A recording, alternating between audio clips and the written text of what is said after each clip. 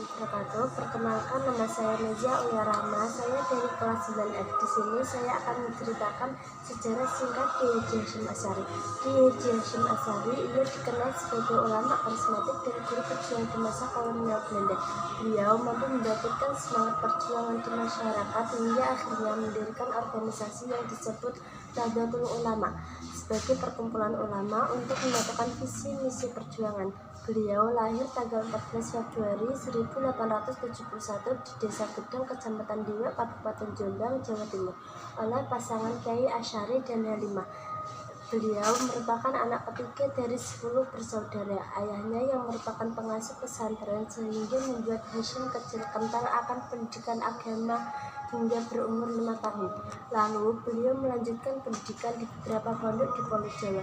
Karena semangat dan sangat disiplin keilmuannya menyebabkan gurunya Kiai Haji Yakub yang mengasuh pesantren Sidoarjo ingin menjadikannya menantu untuk anaknya yang bernama Khadijah. Untuk ilmu membawa dirinya sampai ke tanah suci.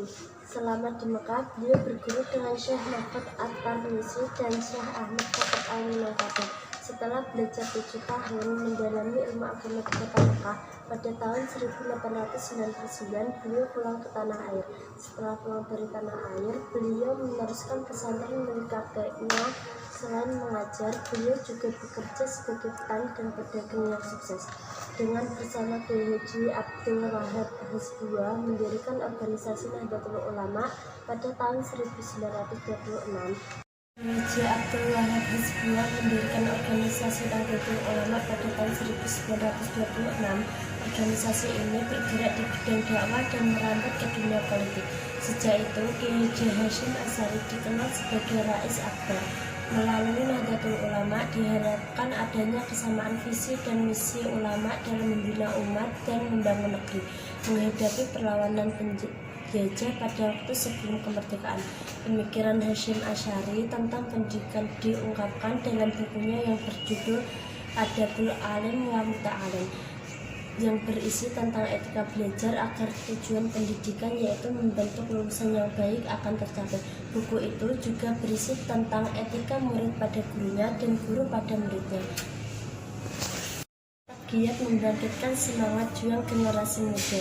Hal ini menyebabkan tentara marah besar dan menangkap Hasyim Asy'ari, dimasukkan ke penjara dan diasingkan di Mojokerto. Namun tidak menyurutkan semangat perjuangannya, bahkan justru semakin menambah energi baru dalam merebut kemerdekaan. Satu karomahnya adalah pesantren Tebu Ireng berkali-kali dibom oleh pasukan penjajah, akan tetapi tidak pernah meledak. Selain sebagai tokoh Nahdlatul Ulama, beliau juga dikenal sebagai pahlawan nasional. Beliau dengan resolusi jihadnya yang mengharuskan semua orang Islam Surabaya untuk ikut berperang melawan penjajah. Atas pertolongan Allah, akhirnya para penjajah menderita kerugian besar dan mundur dari Surabaya. Di 1947 atau 7 Ramadan 1396 Hijriah, pukul 7 pagi, beliau kembali ke rahmatullah dan meninggalkan duka yang dalam untuk seluruh lapisan masyarakat. Pemikiran beliau dan perjuangannya dapat dilanjutkan ke generasi selanjutnya. Amin ya rabbal alamin. Sekian cerita dari saya. Apabila ada kesalahan mohon dimaafkan. Terima kasih. Wassalamualaikum warahmatullahi wabarakatuh.